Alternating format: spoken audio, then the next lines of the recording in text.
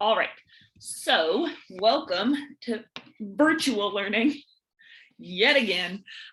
We're going to have kind of a shortened class today. So we'll spend about, who is that in the blanket? Oh, Reagan, you look very cozy.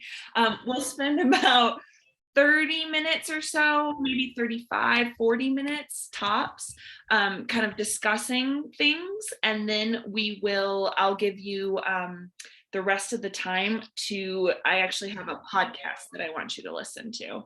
So it'll kind of be divided that way. So if you want to, while you're listening to the podcast, you can go, take a walk or eat your lunch or whatever. You can have a little bit more freedom with that one. I don't know who this is. I'm going to let them in and just hope they're not crashing my class. That's been happening. All right.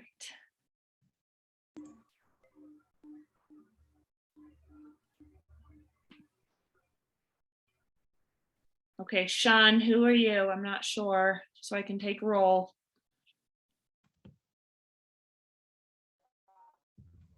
Hey, how's it going? Hi, are you supposed to be in this class? Yeah, I'm a new student to the school. Oh, hi, I'm Dr. Borup. How's it going? Good day to join because we're starting a new unit today. So for everybody else, you remember your Huck Finn papers are due by midnight tonight. James had me check on it. 6 of you have turned it in, so good start. But let's keep going with that. Hopefully you got a lot of work done while I was gone last week on that work day, and so you've been starting them. And so yeah, let me know if you have questions though, and I'll stick around after class and you can ask me those questions. Okay, so we are transitioning though into a new unit. So we're going to be working on argument writing, which is something that you're very familiar with. I know it's been part of the core since elementary school. So you've written lots of arguments. So we're going to practice argument writing. And along with that, we're going to be reading The Great Gatsby, which is, if you haven't read it before, it's so good. I have mixed feelings about some of the books we've read. I have mixed feelings about Scarlet Letter. I have mixed feelings about Huck Finn. Even though I think they're both great books, there are some problems with them. Great Gatsby is, I always say it's my favorite book. Maybe it's in my top 5 books. I just think that it is so good at capturing what it means to be a human being. Even though it was written in the 20s, it still feels so relevant to our experience now.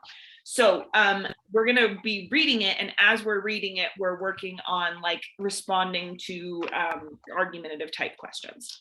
So to get us started, I'm going to share this PowerPoint here. Just do the one that is showing the January 19th through 20th.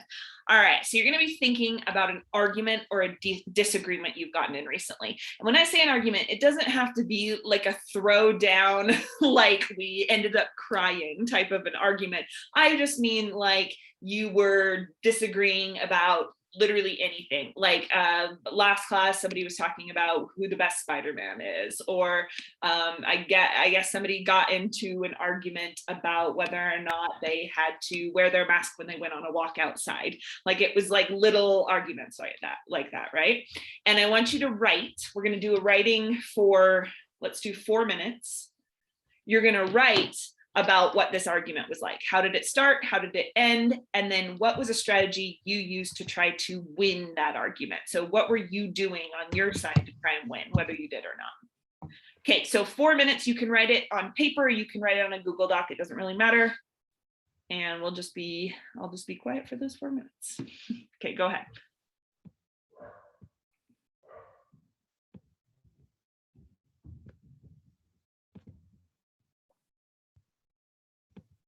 Does it have to be an argument you were in or somebody else was in? Well, I kind of wanted it to be you so that you could talk about how you were trying to win it, but it'd be okay if it was someone else and you were talking about how they were trying to win it.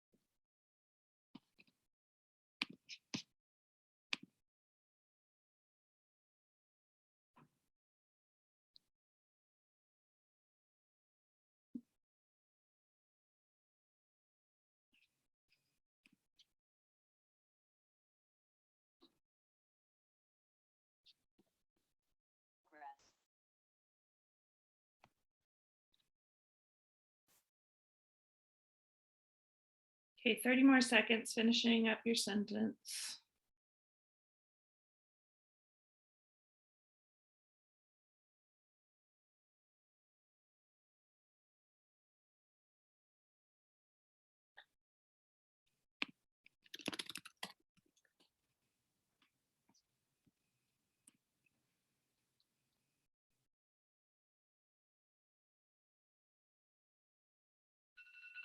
All right. Okay, so I want 2 people, and we'll limit it to 2, but 2 people to share their arguments with us. So if you want to be the one, just raise your hand like this. I'll scroll through and see. And who we got? Dane, you want to share?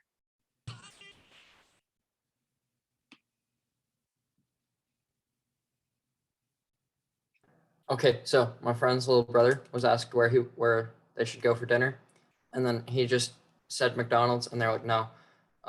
So then he yelled it really loud until they ignored him. Okay, wanted to go to McDonald's. They said no. He yelled really loud. Didn't work out. He didn't win the argument. Where'd they end up going to dinner instead? JCW's. Oh, okay. Well, I mean, better anyway. So it was good that he lost. No, he wanted to go to McDonald's still. Yeah, I get that. All And right. I was encouraging him. Yelled really loud. All right, let's get James wrote here. But James, why don't you tell us out loud? Okay, as of recently, I got into a little argument with a person who shall go nameless that is very close to me. Okay. You could call them next of kin.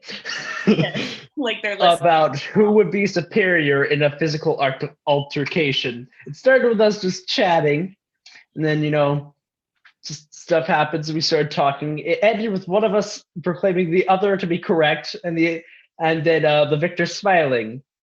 Originally, I started by trying to persuade the person that they were wrong. Then it came to said physical altercation. Okay, so you're saying that you guys were arguing about who's stronger, who could beat the other person up in a fight. Is it that person standing behind you?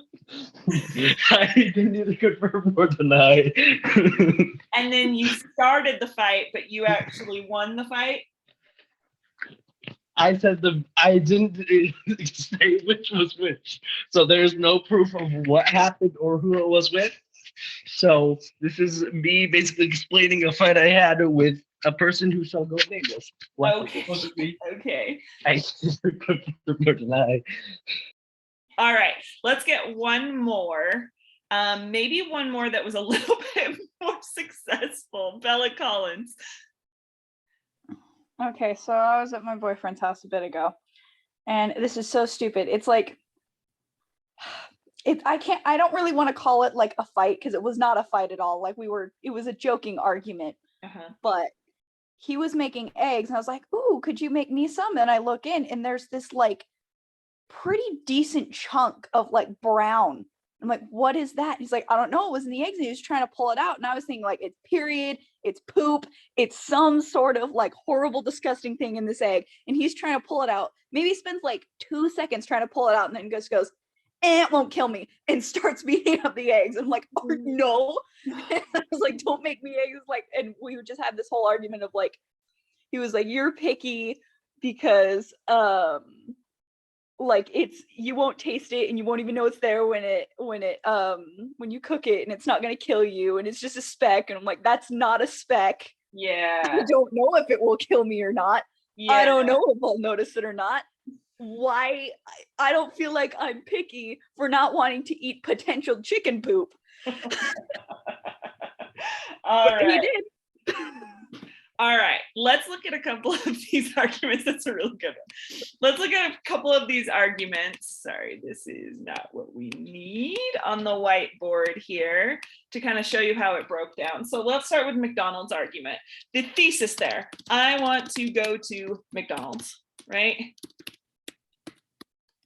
Does McDonald's have an apostrophe? I feel like yes. All right, anyway, I want to go to McDonald's. That's the thesis statement, right? And it sounds like this person did not offer any reasons that they wanted to go to McDonald's, didn't like, say like, oh, He McDonald's. said he wanted a burger. He just because And he their wants counter a argument burger. was that JCW had better burgers. I see. Okay, got it. So I want to go to McDonald's. Reason number one, I want a burger. And counter argument, JCW's burgers are better. And this is when he starts just yelling, I want to go to McDonald's. Yeah. Okay, good. So he has one reason for his argument, right? I want to go to McDonald's because I want a burger. And nobody else is compelled by that reason. He doesn't offer any sort of proof or evidence for that reason. He just repeats his argument over and over again. Believe it or not, I think that this definitely has some relevance to what I see sometimes in student argument papers, which is just sort of repeating your point, maybe in different words. Maybe he yells, I want to go to McDonald's once, and the next time says, let's go to McDonald's. Maybe he's switching up the phrasing a little bit, but it's still basically the same argument over and over again, right? So ultimately ineffective, and they go to JCW's instead. And part of that is because the counter argument here, that their burgers are better, it's a little bit stronger than I want a burger. Like this one is completely based on personal preference, like what I want. Why would the people he's talking to be swayed by what he wants, Okay, and then let's look at the egg example. There is something disgusting in this egg. So we should not eat it, right? That's essentially the argument, Bella. Okay, cool. So underneath that, Bella had kind of both sides of the argument going, right? And like she said, it's a silly argument. It didn't end up killing them, at least as far as I can tell. But there's a few, right? So the boyfriend says, boyfriend/counter argument says, you are picky. You won't know it's in there, and it won't kill you, right? And then Bella, the way that she talked about it, she kind of attacked each of those points head on, right? It was sort of like, first, you don't know it won't kill us. So she attacks the counter argument, sort of like ethos, their credibility, right? Number two, I'm not picky just because I don't want to eat chicken poop. So she addresses this part of the counter argument that's like a personal attack against her. And was there anything else? Oh, and number three, it is not just a speck of something. I can see it, right? It's right there. It's right in front of my face. So do you see how the counter arguments kind of line up with the arguments, and she's attacking one by one, and she doesn't leave any of those things sort of, okay, Isabella, I got it. Thank you. She doesn't leave any of those things sort of unaddressed, right? Okay, so I think these represent these different kinds of arguments that we have. Oh, wait, one more. James, I am stronger. No, I am stronger. Physical fight to prove who is stronger. And it kind of works in that way, right? If we can't solve our differences here, I guess we're not going to have an argument. I guess we're going to have a physical altercation. So what we come across here is these different kinds of arguments. This one down here, Bella's argument, this is a true argument, I think. This is an argument where it's not necessarily ending in a fight. It's one person trying to persuade the other person of their point of view. But what's really interesting here is Bella didn't talk about whether or not she cared if her boyfriend ate the chicken poop or whatever it was, the half-formed fetus or whatever this chicken speck was, right? She's like, you go ahead and eat it. I don't know that she said it that way, but she was like, I'm not going to eat it. Is that fair to say, Bella? Okay, so I just want you to understand my perspective. That's sort of the angle that she's coming from. Don't feed me those nasty eggs type of thing, right? And because of that, it doesn't devolve into this like, oh, we're going to have a fight because, I absolutely need you to see it in my point of view. It's more like a, open up your eyes a little bit, see my perspective, accept my perspective, change your worldview a little. right? But again, you eat the eggs, that's fine. I just want you to see my perspective. That's really a true argument. These two arguments up here are probably what are called a pseudo argument. And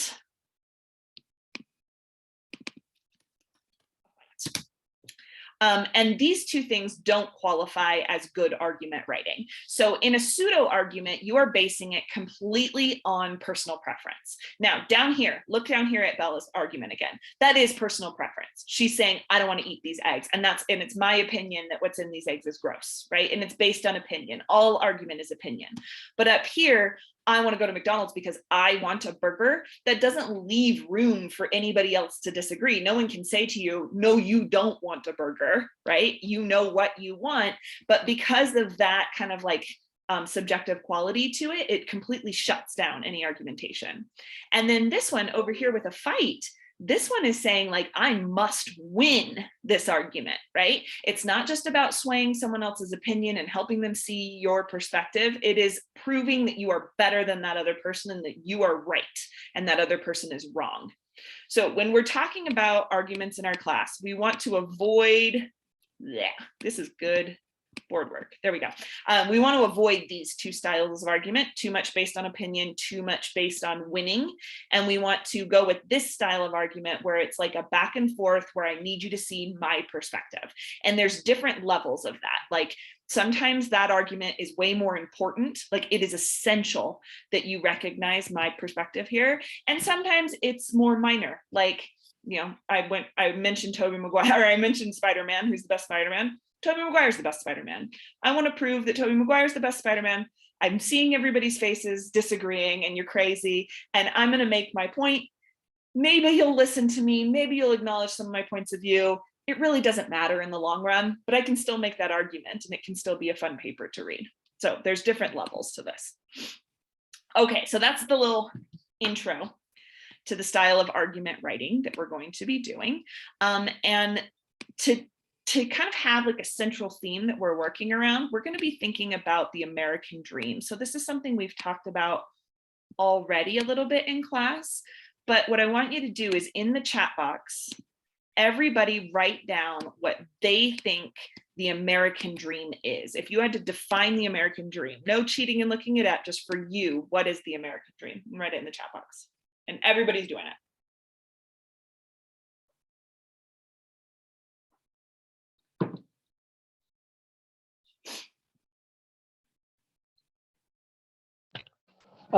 Dr. Bohr, when you say American dream, can it just be like our ideal, like American lifestyle? Would that be sufficient? Or yeah, an American dream, as it's related to American lifestyle, it would be like, it'd be about what sort of works, what's good about the American lifestyle.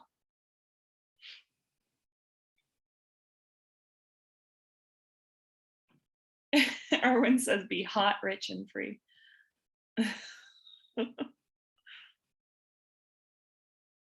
Hot like global warming, right?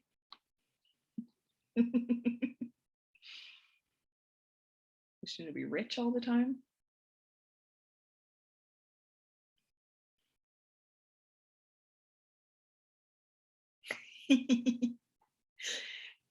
Riley's such a punk.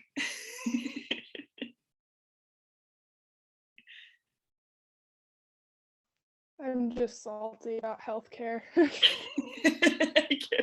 I get it. I think we need a pink collar revolution. That's my idea.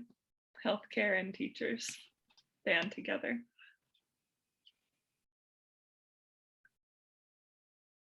All right. Good. Okay, so I think we have some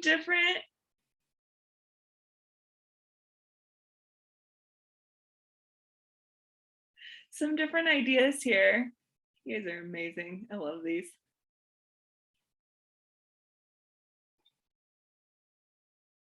All right, so it's funny, some of you guys are like really focusing on So focusing on the freedom and choice part of it, like I want to be able to do what I want to do when I want to do it, right? I want to be able to buy RPGs at Walmart, okay? I want to be able to have all my guns. You guys have, I feel like, devolved into chaos now, but I want to be able to do what I want to do. I want these opportunities, right? And then some of you are talking about how it is really focused on money or possessions. So we've got kind of like a normalization, a white picket fence, living comfortably with family in suburbia, successful career in innovation. Someone said, where you move to America for easy opportunities, you get the 9 to 5, you have your, Radley says, talking to your neighbor Jimmy over the fence while cutting the old hedges while your wife does the dishes. It's really interesting how many of you guys are focused on really traditional gender roles too with the American dream. That's fascinating to me. And then there are some people in here who are focusing on equality. Not as many, but some people are like the ability, Sadie says, the ability to be successful no matter class or race. So if we combine Riley Marsh's with Kennedy, it's like unlimited opportunities with a basis of equality. So always unlimited opportunities that are despite like your where you grew up or what your limitations might have been as a kid, right? So yeah, me too, I love it. Okay, so look at this definition. This is the first time anyone used the phrase American Dream. Excuse me. His name was James Truslow Adams. He was just writing a book about sort of like the state of America at the time. If you look at the date right there, that's really important. 1931 is when he is writing about the American Dream. This is 2 years into the Great Depression. And so he's kind of thinking about what the 20s were, thinking about what the 30s are, and how America has this promise to kind of overcome that economic position. So it says, the American dream is that dream of a land in which life should be better and richer and fuller for everyone, with opportunity for each according to ability or achievement. It's not a dream of motor cars and high wages merely, but a dream of social order in which each man and each woman shall be able to attain to the fullest stature of which they are innately capable, and be recognized by others for what they are, regardless of the fortuitous circumstances or birth or position. So looking through our kind of responses to this, I think he is talking about some of the stuff we are talking about in here, but he's focusing more on this aspect of being better, richer, and fuller, like not just having the opportunities, but what the opportunities are supposed to achieve. Sean, that's a great point. There's a reason it's called the American dream and not the American identity. It's something that everybody's always striving for. And maybe the point of striving for something is that if you are going to keep striving, you can never actually achieve it. But that being said, in the chat box again, tell me what does it mean for life to be better, richer, and fuller? Is that only about having a white picket fence? Is that only about having money? What could it mean to live a fuller life, for example?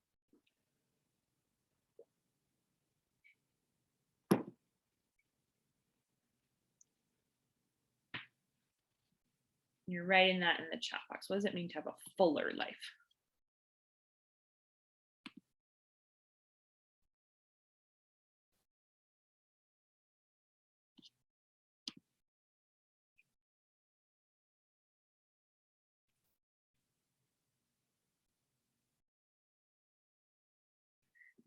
Okay, cool. So we started here. Walker is talking about being completely satisfied with what you have.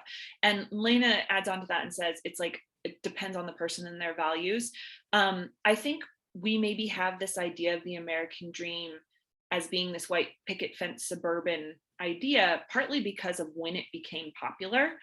He's writing in the 30s, these ideas start to become even more popular after World War II. And so we picture this kind of like 50s lifestyle, right? But where we start with this is Walker and Lena talking about how it maybe is more individualized than that the American dream is about having opportunities that will push you to where you want to be, right? But then Lucy chimes in and says something really important here, that it is also about being able to feed yourself, right? So it's like, yeah, that's great. The richer, the fuller, the better life, that's awesome. But there's that hierarchy of needs. And at the bottom, you got to be able to eat and have shelter and all of that. So it's important that Adam says that it's not merely about money, but that suggests that it is a little bit about money. It's got to be, because that's how we live in, to go back to Riley's punk comment, in a capitalist society, right? It's how we survive, is having that kind of money. Let's see, to fulfill your predetermined criterion of meaning and secure achievement. Awesome, Sean, that's an awesome point, that it satisfies your virtues. So it's like whatever you put value in, you get to know that that is something that you can achieve. And then Radley also says, but also contributing to society. So it can't be entirely individualistic, because if you look at the quote again, it says that it's also a dream of a social order, with each man and woman shall be able to attain to the fullest stature of what they are innately capable and be recognized for others. So if you add in this idea of social order and recognition by others for who you are, then it can't just be entirely individualistic. It has to be something that a whole community agrees upon in order for it to work, right? And this idea of regardless of fortuitous circumstances of birth or position, it is, we started this idea, someone mentioned that it's, I think it was Matthew Lemon, mentioned that you're able to grow. That's a big part of the American dream, this idea of social mobility. Started from the bottom, now I'm here. Like you can start at the, the least amount of money, the least amount of status possible, and through hard work and through dedication, you're supposed to be able to kind of work your way out of that. That's a big part of this dream. Let's see if there's anything else here I want to say about this. Oh, so it also though recognizes limitations, which I think is fascinating. So it's not about limitless opportunities, because you look here and it says of which they are innately capable. So I'm 5'6" and not athletic at all. But let's say my dream is to become an NBA player. Well, like, sorry, also I'm a woman. It's not going to happen, right? Like I'm not going to play in the NBA.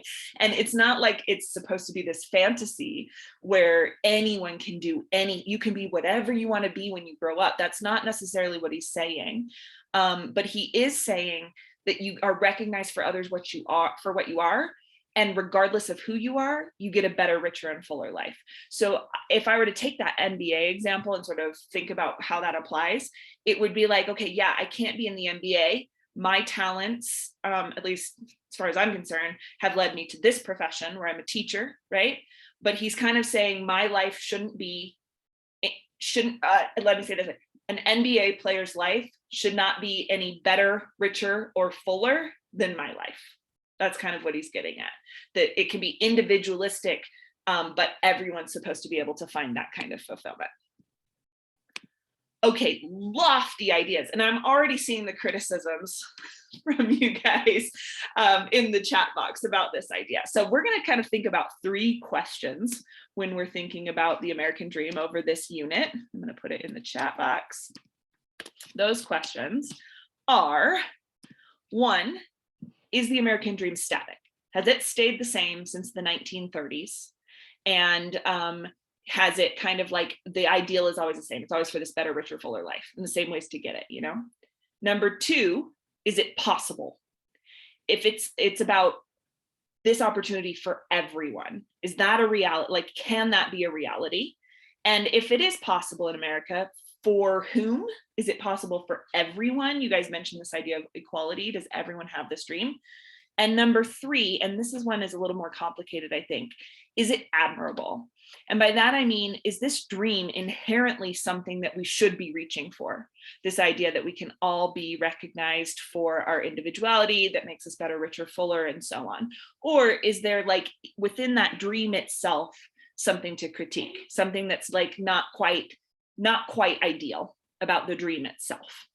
And I think like there's endless varieties to the way we answer these questions. There's no like really clear right or wrong answers, but we're going to start reading Great Gatsby I'll get these passed out to you when we get back.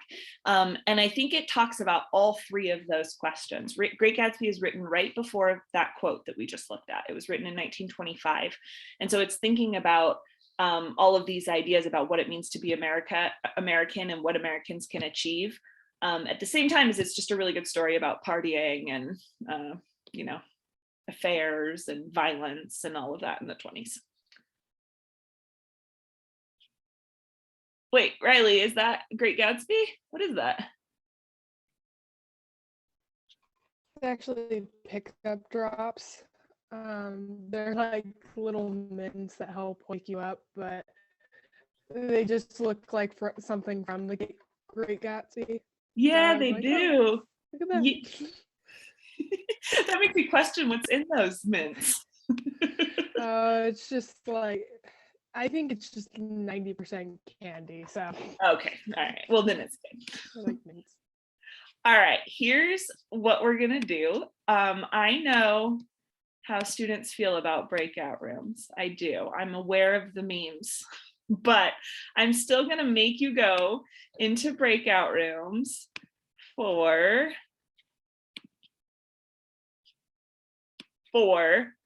3 minutes.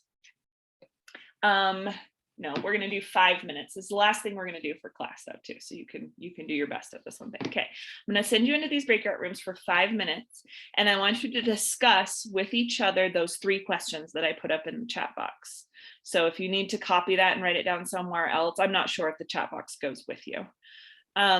But you're going to take those 3 questions and you're going to discuss them amongst each other. And remember, this can be a really touchy subject for some people. So make sure that you are, approaching it as an argument, not a fight.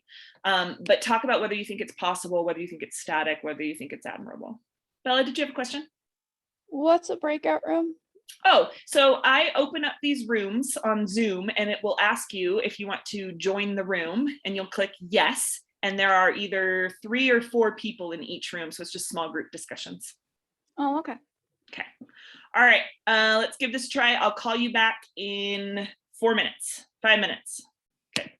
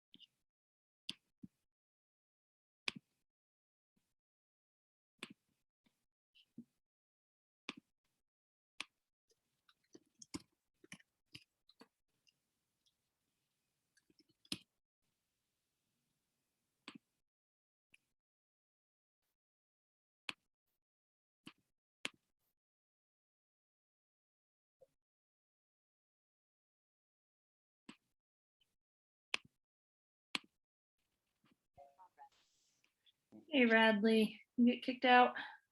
Yeah. Okay, I'm gonna send you to room 5. We'll see if it works. No, there's 2 of me. Yeah, there's 2 of you now. All right, let's see if this works this time.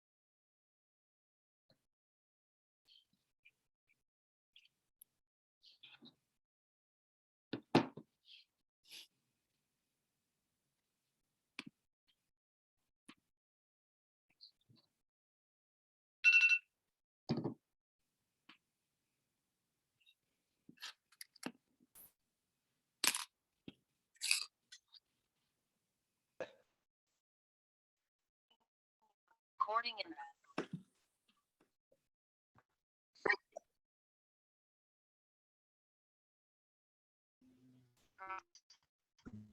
being recorded.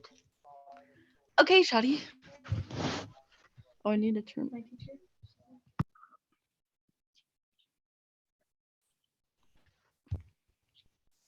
Just waiting for everyone to get back.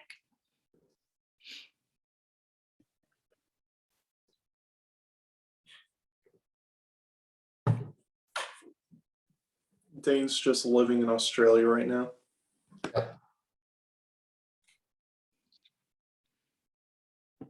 Dane, how do you do that? Yeah.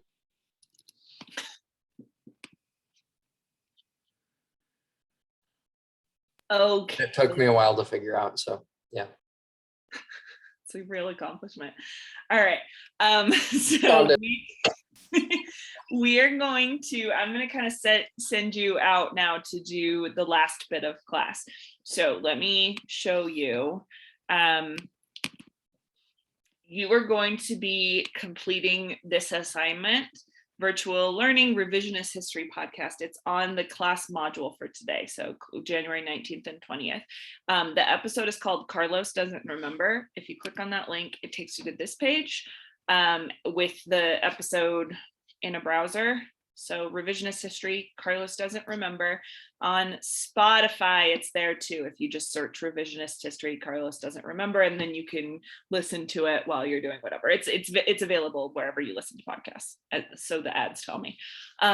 So it's a podcast. Revisionist History is a podcast by this guy named Malcolm Gladwell. You maybe have heard of him. He's a very popular sociologist, and he is looking back on, not always looking back. For this one, he's looking at systems.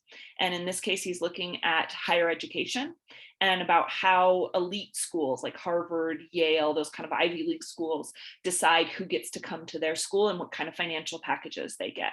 And there's this kid named Carlos that he's interviewing in this episode, who comes from a really poor background, but is a really exceptional student. And it talks about how through working hard, whether Carlos can achieve that success. So it goes right along with this idea of the American dream, education being one of these multiple opportunities that you have, and whether or not everybody gets access to that opportunity. So you're going to listen to that. And then it says, while you're listening, take detailed notes. It's okay if you want to listen to this while you're eating or while you go for a walk, and then you just come back and jot some notes down. I just want you to be able to remember what was in this podcast. And then this is the important part to show me that you actually did listen to it. You write one paragraph about this argumentative question: what role does education play in the American dream? And in that paragraph, you're going to cite this podcast as your example. So this podcast shows us how it plays this role in American dream. The podcast is really good. I'm gonna stop sharing. I hope you like it. And people generally really love this. And if you like it, there's so many more episodes, but this one episode is really good and really eye-opening. So that's your assignment, but you also have your Huck Finn papers to finish by tonight. So that could also be something to work on. No, you don't need a specific quote. You can just talk about ideas that were in the podcast. That was to Carter asked if we want a specific quote from it. So are there any questions then about what you're supposed to do? Okay, you can stick, oh yeah, Bella? What are you looking for notes? Like, does it have to be a certain amount, or is it okay if it's just like one or two ideas? One or two ideas is fine. Really, what I'm looking for is that you're jotting down what you think was important to remember about it. Okay. Wait, will we be able to do rewrites on the essay? Yes, you will. Yep. And I actually don't need you to turn in that starter. So you can just toss it if you would like. I just wanted you thinking about that idea. Okay, then we will meet again on Friday. Yay, one more day of virtual learning. And then I'm just really, I know that we will be back in person next week. I don't know, but I'm hoping. So hopefully everybody is feeling better. Okay, I will see you. Oh no, Justin, there isn't a 3-day late period anymore because I changed the late work policy. So it's 70% now instead of 50%. I changed it from last year. So it's got to be in by tonight if you want full credit. Yep. You turn in the notes in the paragraph on that same file that you'll turn in on the Canvas assignment. Okay, if you don't have any questions, you can take off. If you do have questions, stick around, ask them. I'll be here for a minute. Thanks, guys. Potato.